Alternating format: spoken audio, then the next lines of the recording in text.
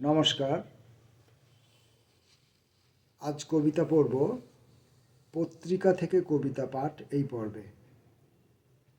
পত্রিকা থেকে কবিতা পাঠ করতে গিয়ে সাধারণত পত্রিকা থেকে একাধিক কবির কবিতা পড়ি। একাধিক কবির একটি করে বা দুটি করে একাধিক কবির কবিতা পড়ি। কিন্তু আজকে আমার মনে হয়েছে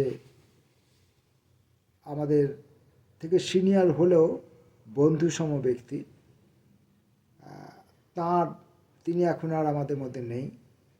তার কিছু কবিতা আমি পেয়েছি নিনি পত্রিকার সৌজন্যে।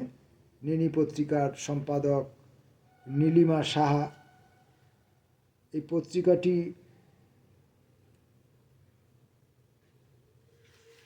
প্রকাশিত হয়েছে, প্রকাশ সাল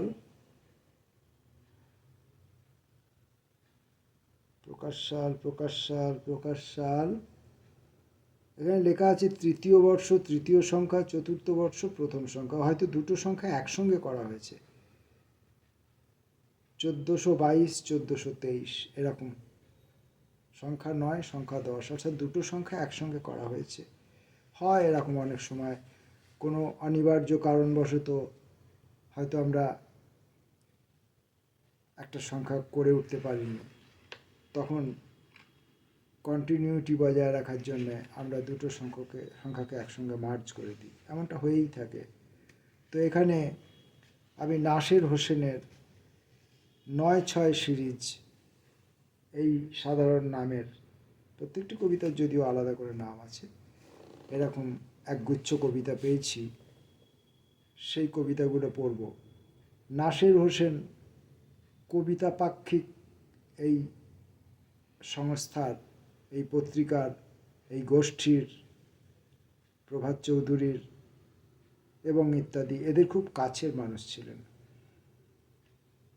আমার সঙ্গে ওই গোষ্ঠী, ওই পত্রিকার হয়তো তেমন কোনো ঘনিষ্ঠ সম্পর্ক গড়ে ওঠার সুযোগ ঘটেনি, কিন্তু তথাপি আর নাসের হোসেনের সঙ্গেও আমার ব্যক্তিগতভাবে যে খুব বেশি ঘনিষ্ঠতা ছিল তেমনও নয়।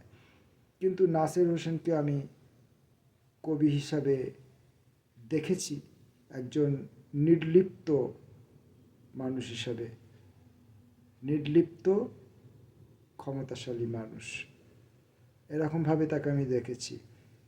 আর তার বেশি ঘনিষ্ঠ হওয়ার সৌভাগ্য ঘটেনি বলেই হয়তো তার প্রতি, অন্যান্য অনেকের প্রতি যেমন, তার প্রতিও তেমনি আমার আন্তরিক শ্রদ্ধাবোধটা ধরে রাখতে পেরেছি। কারণ আমাদের সাহিত্য পৃথিবী, কবিতার পৃথিবী, কবিতার মধ্যে যেমন সৌন্দর্য আছে, তেমনি আমরা এই কবিতার পৃথিবীতে অনেক অসৌন্দর্যের কারণও হয়ে উঠি। সেসবগুলো অন্য কথা। চলুন নাসের হোসেনের কবিতা পড়ি। 9-6 সিরিজ। প্রথম কবিতার নাম তামাশা। মেঘের ভিতর থেকে উঠে এসেছিল যে মেঘ, তাকে বলতে শুনেছি এবার বিদায় দাও। অনেক অনেক দূরের পথ পাড়ি দিতে হবে। ঠিক তার কিছুক্ষণ পরেই সে বলেছে, থাকি, আর একটু থেকে যাই, একটু বজ্রপাত দিই, একটু বৃষ্টি ঝরাই, একটু খেলা করি তোমাদের সঙ্গে। পরের কবিতা নিরালা। দূর দিগন্তের দিকে হাঁটতে হাঁটতে অনেকক্ষণ পর এসে পৌঁছানো গেল। সেই দিগন্ত নামক এলাকায় সমস্ত জায়গাটা জুড়ে কত অদ্ভুত রকমের নরম সবুজ এলোমেলো হাওয়ার মধ্যে নুয়ে পড়েছে। একদিকে সারসার আপেল বাগান, কত যে আপেল ফলে আছে সেই বাগানের নিভৃত নীলিমায়। কুয়াশা।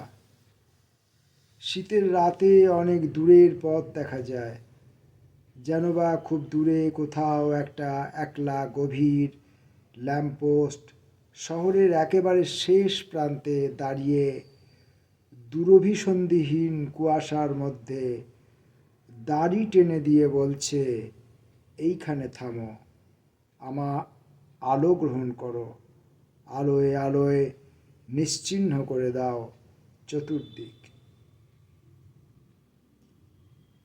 পৌষালি। এবারের অফিস পাড়ার পিকনিকে অনেকেই যেতে পেরেছিল, ফলে মজা হয়েছিল অনেক অনেক বেশি। বিশ্বের প্রতিটি পিকনিকেই দেখা গেছে ছেলে মেয়ে কিংবা নাতি নাতনিদের আনন্দই সবচাইতে বেশি রূপ পরিগ্রহ করে। তাদের ক্রিকেট বা ব্যাডমিন্টন, তাদের গান ও আবৃত্তি। ইলিশ। ইলিশ এই তো কিছুদিন আগে পর্যন্ত ইলিশের কি প্রচণ্ড চাহিদা। এখন কিছুদিন ইলিশ সম্পর্কিত রোমাঞ্চ বোঝা যাবে না। এক এক সময় এক এক জিনিসের কি প্রচণ্ড চাহিদা, যেন সেটা ছাড়া জগৎ চলবে না। তারপর সেই সময়টা পেরিয়ে গেলেই অন্য কিছু, অন্য ধরনের রোমাঞ্চ অপেক্ষা করে, যেন বা বৃত্তায়ন। বাতাসা।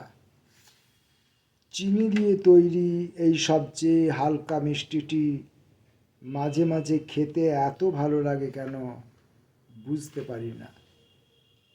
বাতাসের মতো হালকা বলেই কি তার নাম রাখা হয়েছে বাতাসা, কিংবা তার মুচমুচে শরীরের ভিতর খুদে খুদে কক্ষে বাতাস ভরা থাকে বলেই?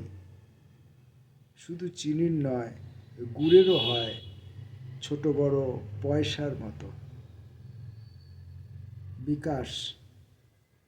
কাশফুলের আগে যদি বি যোগ করা যায়, তখনই সেটার অন্যরকম বিকাশ সম্ভব হয়। এটা নেহাতি কথার কথা মনে হতে পারে, তবে ভেবে দেখুন, প্রতিটি ঘটনা বা প্রতিটি বস্তুর বিকাশের মধ্যে একগোছা করে কাশফুল সেখানে দোল খাচ্ছে, আর কতগুলো ভ্রমর উড়ে বেড়াচ্ছে। সত্যিই ভাবার বিষয়। তবু ভেবে দেখুন, প্রতিটি ঘটনা বা প্রতিটি বস্তুর বিকাশের মধ্যে একগোছা করে কাশফুল সেখানে দোল খাচ্ছে।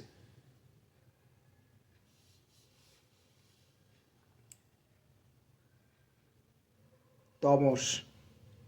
অন্ধকার একটা সময়ের মধ্যে কখন যেন ঢুকে পড়েছি। কোনো দিকে কোথাও এতটুকু আলো দেখা যাচ্ছে না। একটানা ঝিঝি পোকার আওয়াজ আমার কাঁধের উপরে একটা সব অনর্গল নাম না জানা গল্প বলে চলেছে, যার উত্তর বলে যাচ্ছি একের পর এক, ঘাড় মটকাতে পারছে না। ভারী ইন্টারেস্টিং, ভারী মজার, ভারী অদ্ভুত, ভারী সুন্দর, ভারী রোমাঞ্চকর। তালিকা। এই নামের তালিকা, এদের সকলের বক্তব্য শোনা হবে। এইটা নামের তালিকা, এই নামের তালিকা, এদের সকলের বক্তব্য শোনা হবে। এদের মধ্যে মানুষ যেমন আছে, পোকামাকড়রাও আছে, আকাশের তারারা আছে, চাঁদ ও সূর্য, এমনকি দূর থেকে পরিক্রমারত ধূমকেতু, ছোট ছোট মহাজাগতিক পাথর। ওই যে একটা বাচ্চা খরগোশ, চলো ওর সঙ্গে ভাব জমাই। ওর সম্পর্কে তো তেমন কিছুই জানি না। এই যে নাসের হোসেনের ছোট ছোট কবিতাগুলো পড়লাম,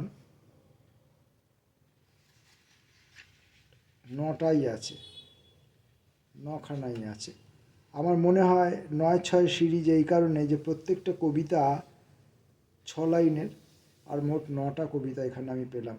তাহলে এটা হতে পারে 9-6 সিরিজ এই কবিতা কটাকেই নিয়ে, আর হয়তো 9-6 সিরিজ নেই, কারণ 6 লাইনের প্রত্যেকটি কবিতা এবং মোট কবিতার সংখ্যা 9টি, তাই 9-6 সিরিজ। সে যে কারণেই হোক না কেন, কবিতাগুলি খুব সামান্য বিষয়কে নিয়ে সামান্যভাবে সাধারণভাবে লেখা, জটিলতা নেই, কোনো রকম তত্ত্বের কচকচি নেই, খুব বেশি ভাবতে বলা হয়নি, খুব বেশি চিন্তা করতে বলা হয়নি, কবি খুব বেশি জীবনের খুব বেশি তিক্ত অভিজ্ঞতার কথা, অপ্রত্যাশিত কোনো ঘটনার কথা, অপ্রত্যাশিত কোনো স্পর্শের কথা এমন কিছুই বলেননি। খুব সহজ সরল ছোট ছোট কতগুলো ঘটনা বলছেন, আর প্রত্যেকটা ঘটনা এক একটা লাইনে গিয়ে কবিতা হয়ে উঠছে।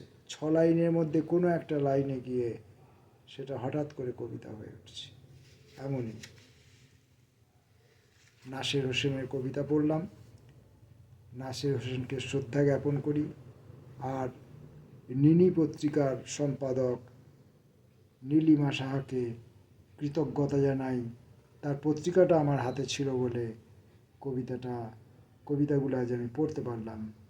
আশা করি অন্য কোনো একদিন নিনির পত্রিকা থেকে আরও কবিতা পড়তে পারবো। সেটা এই সংখ্যাটি থেকে হোক, অতীতের অন্য কোনো সংখ্যা থেকে হোক, অথবা আগামী দিনের কোনো সংখ্যা থেকে হোক, যেভাবেই হোক হয়তো আবার পড়ার সুযোগ পাবো। নমস্কার।